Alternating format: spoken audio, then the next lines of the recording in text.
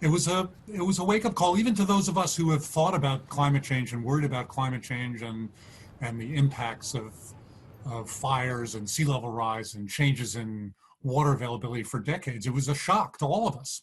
Dr. Peter Glick and I have been talking climate change for about 10 years now. That is 5 years of exceptional drought, 1 year of historic rainfall, and now 4 years of unprecedented fire. Now, what we have all seen over the past couple weeks and days may feel like an exclamation point to all of that. Glick says it is more like a comma. It's not that the fires have been caused by climate change, it's that what we're experiencing is increasingly influenced by climate change. And that's the message.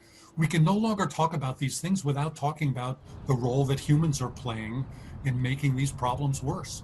And so I think really the news media needs to get off its collective duff immediately and understand that we're in an emergency and they need to represent it as such. Genevieve Gunther's End Climate Silence campaign went trending on the coattails of those amazing images. She just hopes that everyone who snapped a picture is also connecting the dots behind what they're seeing.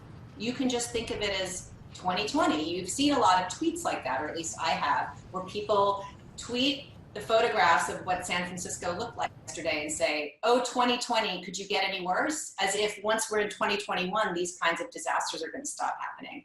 It's not just 2020, it's the future has come to us. What we saw last night and the day before is just going to be our future, and it's an unlivable future.